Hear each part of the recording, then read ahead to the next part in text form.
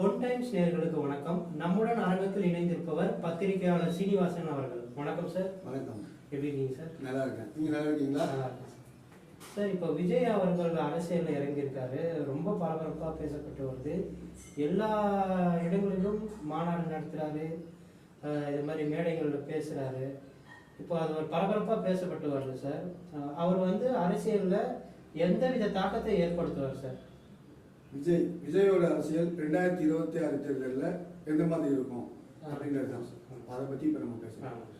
விஜய் அப்படின்னு சொல்லும்போது அவர் நடிகராக இருந்து அரசியலுக்குள்ளே வரேன் அப்படின்னு சொல்லும்போது பலருடைய கணிப்பு என்னவா இருந்துச்சுன்னா ஒரு 7-8% வரைக்கும் வாங்குவார், விஜயகாந்த் வாங்கின மாதிரி வாங்குவார் அப்படின்னு நிறைய பேர் சொல்லிட்டு இருந்தாங்க. அந்த மாதிரி அந்த கிளாட் போயிட்டு இருந்துச்சு. அதுவே போயிடுச்சு. அவர் பாட்டு ஜனநாயகம் ஷூட்டிங்கில் ரொம்ப பிஸியாக அந்த வேலையை பார்த்துட்டு இருந்தார்.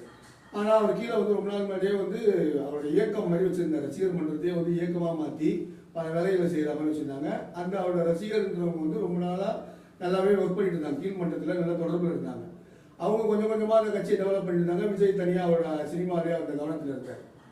மறுபடியும் முதல்ல ஒரு மாநாடு ஒன்று போடும்போது மிகப்பெரிய உள்ள கூட்டம், பல்வேறு இடங்களில் பேச்சு அப்படியே வரும்போது அவரை கவனிக்கப்படக்கூடிய ஒரு ஆளாக ஆனார் சார். அது பார்த்தீங்கன்னா இந்த கூட்டம் அவர் ஒரு நடிகர் அப்படின்றனால தான் வர்றாங்க, அது அரசியல் அந்த ரீதியாக வரல, எல்லாரும் கூட்டம் சாட்டுறாங்க. அதை பற்றி விஜயோட ரசிகர்கள் எல்லாமே அங்கே வர மாநாட்டுக்கு வரவங்க மேக்ஸிமம் 25 வயசுக்குள்ள இருக்கிறவங்க தான் இருக்கிறாங்க. Under 25. ஆமாம், Under 25 தான் அங்கே வரவங்க அதிகமாக இருக்கிறாங்க. அதுக்கு மேலே இருக்கவங்க ரொம்ப குறைவு. அப்போ அந்த 25 வயசுக்குள்ள இருக்கவங்களுக்கு ரொம்ப தேர்தலில் ரொம்ப யோசிச்சு ஓட்டு போட மாட்டாங்க. அரசியல் ஆழம் தெரியாத, அரசியல் பற்றி அவங்களுக்கு அந்த மாதிரிலாம் தெரியாது. இது இப்போ இல்லை, 1947 சுதந்திரம் அடைஞ்சு அப்போ வரும்போதே பார்த்தீங்கன்னா நீங்கள் பழைய படங்கள்லாம் கூட பார்த்துருக்கலாம். வயசானவங்க தான் பொறுப்பாக பேசுகிற மாதிரியே வயசு பசங்கள்லாம் ஒரு பொறுப்பு இல்லாமல் இருக்கா மாதிரி தான் எப்பயுமே இருக்கும். இது இப்படி தான் உலக இயல்பு இருக்கும். 25 வயசுல இருக்கவங்களுக்கு அரசியல் எவ்வளோ தெரியும்? யாரோ ஒரு சிலர் நல்லா அதை படித்து அதை ரொம்ப ஆழமாக 15 வயசுலேருந்தே கவனித்து அந்த மாதிரி சூழ்நிலை இருக்கிறவங்க இருப்பாங்க. மற்றபடி பெரும்பாலும் 25 வயசுக்குள்ளே இருக்கிறவங்க அதில் ஒவ்வொரு விஷயமும் ஒவ்வொரு பிரச்சனையும் தெரிஞ்சுக்கிட்டுலாம் போட மாட்டாங்க. இவ்வளவு நாள் அதிமுக கட்சி, திமுக கட்சி, எங்க அப்பா அதிமுக கட்சி, நான் அதிமுக, நான் எங்க அப்பா திமுக, நான் திமுக அப்படி போட்டவங்க நிறைய பேர். அந்த அளவு அரசியல் ஆழம் தெரியாது அவங்களுக்கு. ஒவ்வொரு தேர்தல் வரும்போது ஏன்னா அவங்க வீட்டுல எப்படி பேசுறாங்களோ மற்றவங்க என்ன பேசுறாங்களோ அதை வச்சு இதுதான் கரெக்ட், இதுதான் தப்புன்னு போங்க கட்சி ரீதியா போட்டுட்டு இருந்தவங்க. இப்ப எம்ஜிஆர் முத வரும்போது அப்பதான் அந்த மாதிரி ஒரு நிகழ்ச்சியெல்லாம் நடந்தது. அப்ப எம்ஜிஆர் வரும்போது அப்போ இந்த கட்சி நல்லதா கெட்டதாலாம் கிடையாது. எம்ஜிஆர் வந்துட்டாரு, எம்ஜிஆர் ஓட்டு போட போறோம், அவ்வளவுதான். அவர் என்ன ஏன்னா ஒரு வாட்டி ஒரு நிகழ்ச்சி சொல்லுவாங்க, அண்ணா ஒரு கார்ல போயிட்டு திமுக கொடி கட்டிட்டு வரும்போது வயல்ல வேலை செஞ்சுட்டு இருந்தவங்கலாம் குடுக்கணும் அந்த கொடியை பார்த்துட்டு குடுக்கணும் ஓடியாந்துட்டாங்க. ஓடியாந்து நீங்க எம்ஜிஆர் கட்சியில தான் வரீங்களா அப்படின்னு கேட்கலாம். அப்ப அண்ணா ஷாக் ஆகிட்டாராம். இவ்வளவு வருஷம் நம்ம அரசியல் இருந்து வேற அண்ணா எல்லாருக்கும் சொல்றாங்க.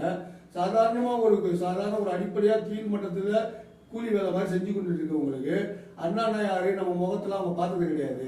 அப்ப அவங்களுக்கு அந்த கொடியை பார்க்கறாங்க. இந்த கொடி எம்ஜிஆரோட கொடி அப்படின்னு தெரிஞ்சுட்டு சொல்றாங்க. அப்ப அவ்வளவு வயசானவங்க அப்படி இருந்தவங்க. இன்னும் அப்ப நீங்க 20-25 வயசு பசங்க அந்த மாதிரி இருக்கவங்க எப்படி இருப்பாங்கன்னு பாருங்க. அவங்க எப்படின்னா ஒண்ணு அதிமுக நல்ல கட்சி, திமுக நல்ல கட்சி இவ்வளவு காலம் போட்டவங்க. இப்ப ஒருத்தர் ஒரு நடிகர் வந்திருக்காரு. அவர் ரொம்ப பிடிச்ச நடிகர், ரொம்ப ரசிச்ச நடிகர், அவர் கொண்டாட்டமா வச்சிருந்த நடிகர் அரசியல்ல வந்திருக்காரு. இந்த வாட்டி அவருக்கு தான்ப்பா ஓட்டு அப்படின்னு அவங்க நல்ல ஆட்சி அந்த மாதிரிலாம் எப்பயுமே போட்டது கிடையாது. சும்மா அது நிறைய பேர் பேசும்போது பேசுவாங்க, இவர்கள் தான் பெரிய மாற்றத்தை உருவாக்க போறாங்கன்னு சொல்லிட்டு. இயல்பாவே இளைஞர்கள்கிட்ட அந்த மாதிரி ஒன்று எப்ப நம்ம ஒருத்தரை பத்தி சொல்றோம்னா இவங்கெல்லாம் ஒன்றும் தெரியாது போட்டுருங்கன்னு சொல்லி அரசியல்வாதிகள் சொல்ல மாட்டாங்க.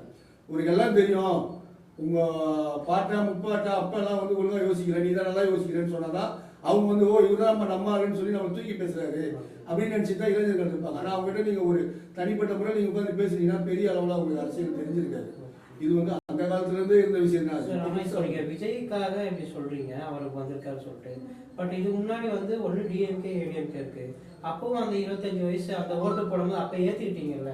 அதுதான் நம்ம என்ன சொல்லணும்னா 20 வயசு 25 வயசுல இருக்கிறவங்க அப்ப எப்படி போடுவாங்கன்னா எங்க வீட்டுல இருக்கவங்க திமுக, நாங்க திமுக போடுவோம், பரம்பரையா நாங்க திமுக, பரம்பரையா நாங்க அதிமுக. இந்த வாரம் நீங்க கேட்டுருப்பீங்க. ஏன்னா அவங்களுக்கு வேற சூழ்நிலை இருக்காது. மத்த அரசியல் பேச மாட்டாங்க, சினிமா தான் பேசுவாங்க. 20 வயசு 25 வயசு பசங்க என்ன பேசுவாங்க? சினிமா பேசுவாங்க, எங்கேயாவது பொண்ணுங்களை சைட் அடிக்கிறத பத்தி லவ் பண்றதை பத்தி பேசுவாங்க, ஜாலியா சுற்றுறதை பேசுவாங்க.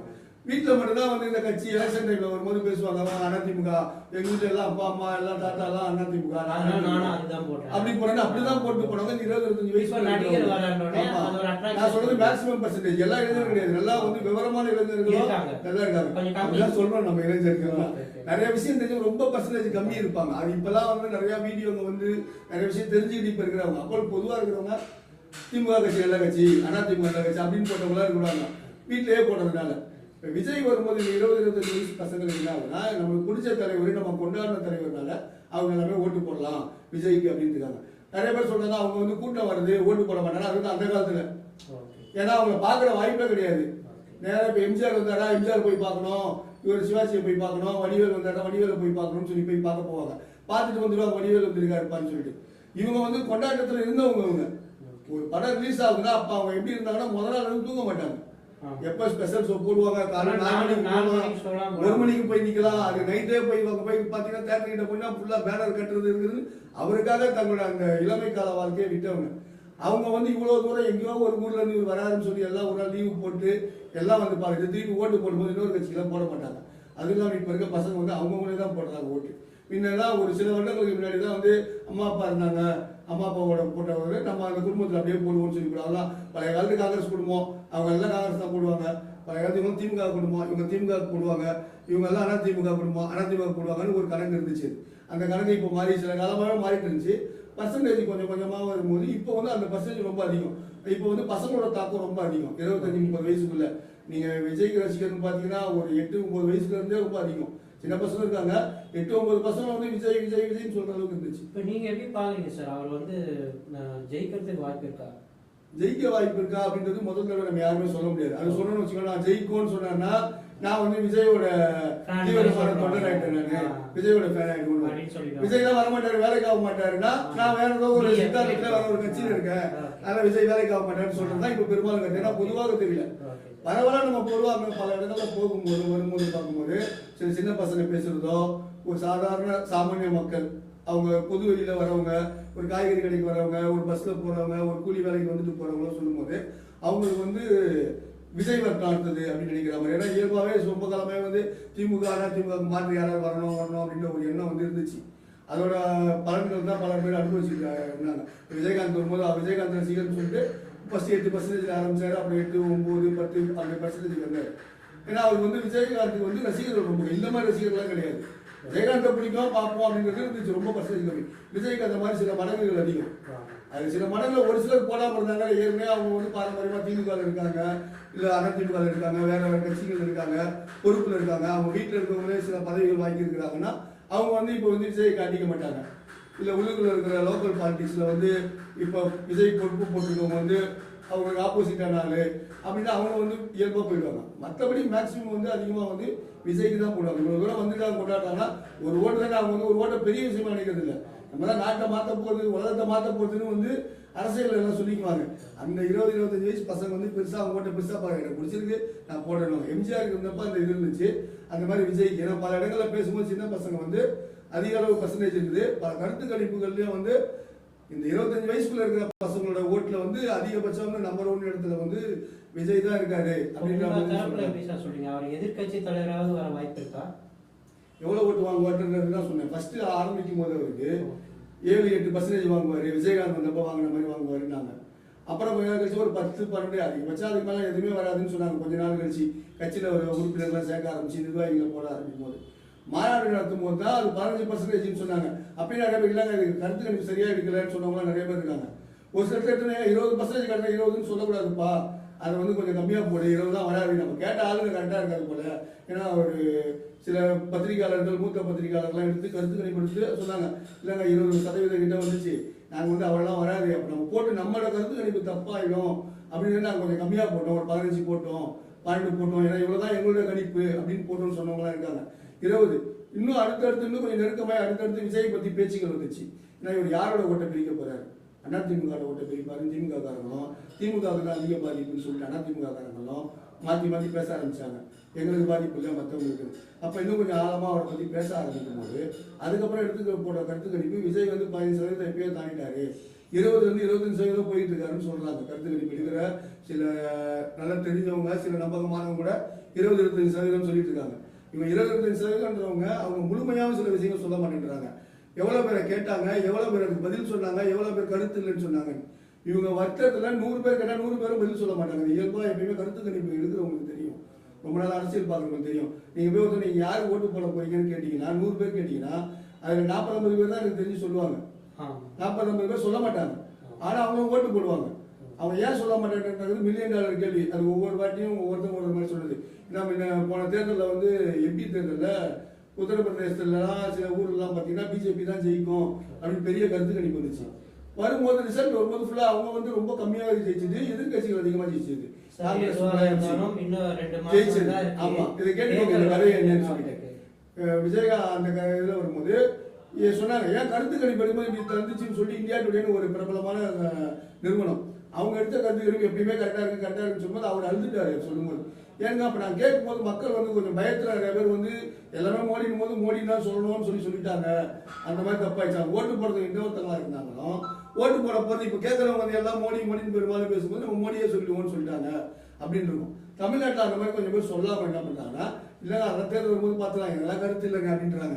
அவங்களும் தான் ஓட்டு போடுவாங்க வர தேர்தலில். அவங்க ஏன் சொல்ல மாட்டேங்கிறாங்கன்னா, இப்போ இருக்கிற கட்சி திமுக கிளியராக சொல்லிடுவாங்க. புதுசாக வரவங்க இல்லை இப்போ இருக்க அரசியல் கொஞ்சம் பிடிக்காம இந்த 2 கட்சியெல்லாம் புது கட்சி வரணும்னு நினைக்கிறவங்களா இருப்பாங்க. அவங்க யாருக்கு வேணாலும் போடலாம். அவங்க வந்து கடைசி நேரத்தில் மாறுதலுக்கு உட்பட்டது. அவங்கள ஓட்டு யாருக்கு போகிறது? இது கருத்து கணிப்பு எடுக்கிறவங்க நாங்கள் வந்து 500 பேர் எடுத்தோம், 500 பேரில் வந்து 200 பேர் சொன்னாங்க, 300 பேர் சொன்னாங்க, இவ்வளோ பேர் கருத்து இல்லைன்னு சொல்லியிருக்காங்க, அதை பண்ணணும். அப்புறம் கருத்து சொன்னவங்களை 100% ஆக்கி அதில் வந்து யார் யாருக்கு எவ்வளோ பர்சன்டேஜ், கருத்து சொன்னவர்கள் இவ்வளோ பேர், கருத்து சொல்லாமல் இவ்வளோ பேர் இருக்காங்க, அந்த ஓட்டு வந்து ஸ்விங் ஓட்டு எப்படி வேணாலும் மாற வாய்ப்பு இருக்குது அப்படின்னு சொல்லும்போது தான் தெரியும். இப்போதைக்கு கடைசியாக வந்துட்டு கருத்து கணிப்பு 20-25% கூட சொல்கிறாங்க விஜய்க்கு 20-25 வருவார் அப்படின்னு சொல்லிட்டு. அதுக்கு இன்னும் கடைசியில் இந்த முடிவு பண்ணாங்கலாம் சொல்லி போட்டாங்க. உனக்கு ஈக்குவலாக ஓட்டுங்க பிரிஞ்சுது. 1% அதிகமாக வந்தால் 2-3 தேர்தல்கள் மாறிடுது. போன தேர்தல் 2021 தேர்தலும் 2011 தேர்தல் சில லட்சங்கள் தான் சீட்டுங்க மாறிடுது. அந்த மாதிரி அந்த கருத்து சொல்லாதவங்க வந்து ஒரே சைடாக போட்டாங்க, விஜய்க்கே போட்டாங்க அப்படின்னா விஜய் வந்து ஜெயிக்கிறதுக்கு வாய்ப்பு இருக்கு. இல்லை அவங்க வந்து அந்த மாதிரிலாம் எப்பயும் போல நாங்கள் ஏடிஎம்கே டிஎம்கே அதை வந்து வெளியில் சொல்லணும், எங்கள் வீட்டில் எப்பயும் போடுற மாதிரி போடுவோம், எனக்கு அரசியலாம் தெரியாதுன்னு போட்டு ஈக்குவலாக அதே மாதிரி பிரித்து சொன்னாங்கன்னா இவங்க சொல்கிற கருத்து கணிப்பில் வர மாதிரியே இருக்குது. அது அப்படி பிரிய போதா இப்படி பிரிய போதா அப்படின்னு தேர்தல் வர வரைக்கும் தான் சொல்லணும். நான் ஜெயிப்பாருன்னு சொல்லிட்டு நான் விஜய் ஆதரவாளர், விஜய் வேலைக்கு ஆக மாட்டாங்கன்னு சொல்லிட்டுனா விஜய் எதிர்ப்பாளர். அப்படி கிடையாது. இது வந்து அரசியல் அது முக்கியமான விஜய் மிக முக்கியமான தாக்கம் இருப்பாரு. அதாவது ஜெயிச்சுட்டாருன்னா வந்து ஓட்டு பெட்டியை மாத்திட்டாங்க, ஓட்டு மிஷினை தூக்கிட்டாங்கன்றதான் கணக்கு கிடையாது. மக்களோட இயல்புல ஒரு சில கருத்துக்கள் அந்த மாதிரி இருக்கவும் செய்யுது. ஒரு சில ஜெயிக்கவும் வாய்ப்பு இருக்குன்னு ஆனால் சொல்றதுக்கு கொஞ்சம் பேர் தயங்குறாங்க. ஓட்டு போடும்போது இந்த கருத்து இல்லாதவங்க எல்லாம் ஒரே சைடில் எல்லாம் புதுசாக வந்திருக்காரு இவருக்கு போடலான்னு போட்டுட்டாங்கன்னா விஜய் ஜெயிச்சிருவாரு. அப்புறம் வந்து எப்படி ஜெயிச்சிட்டாங்கன்னு தெரியல, ஏதோ ஓட்டு மிஷின் மாத்திட்டாங்க, ஏதோ ஓட்டு போட்டாலும் விஜய் கட்சிக்கு தான் வந்துச்சு அப்படின்னு சொல்லிட்டு சொல்லணும்னா அவங்க வந்து அதை தப்பிச்சுக்கிறதுக்கு பாக்குறாங்க, உண்மை நிலவரத்தை புரிஞ்சுக்கல அப்படின்னு. அதனால விஜய் வந்து சரியான தாக்கத்தை ஏற்படுத்துவாரு. ஒருவேளை அவருக்கு எதிர்பார்த்த அந்த ஓட்டு கிடைக்காம போச்சுன்னா மறுபடியும் திமுகவோ அதிமுக கூட வரலாம். திமுக ஓட்டு அதிகமாக வாங்கிட்டாரு, ஏடிஎம் கூட ரொம்ப பிரிக்கலன்னா ஏடிஎம்கே ஜெயிச்சிடலாம். இல்லை ஏடிஎம்கே ஓட்டு போடலாம், திமுக ஆட்சி வேணான்னு போறவங்களாம் அதிமுக போட்டிருப்பாங்க, அவங்க ஓட்டு அதிகமாக பிரிச்சுட்டாரு அப்படின்னா திமுக திருப்பி மறுபடியும் ஜெயிச்சு வரலாம், அப்படி இருக்கலாம். இல்லை அந்த மாதிரி இருக்கிற கண்டிஷன்ஸ் எல்லாமே புதுசாக வர ஒருத்தருக்கு போடணும் அப்படின்னு நினச்சி விஜய்க்கு போட்டாங்கன்னா விஜய் மறுபடியும் ஜெயிக்கிறது வாய்ப்பு இருக்கு. பார்க்கலாம் சார், இன்னும் 2.5 மாதம் இருக்கு, எப்படி போகுதுன்னு பார்ப்போம். தாங்கள் நேரத்துக்கு நன்றி சார். அடுத்தடுத்து நம்ம அரசியல் நிலவரங்களை பற்றி என்ன நடக்குது, இப்போ என்ன சூழ்நிலை இருக்குதுன்றத நம்ம பொதுவான பல கருத்துக்களை நம்ம வந்து பார்க்கணும். நன்றி, ரொம்ப நன்றி. பேசுறேன்னா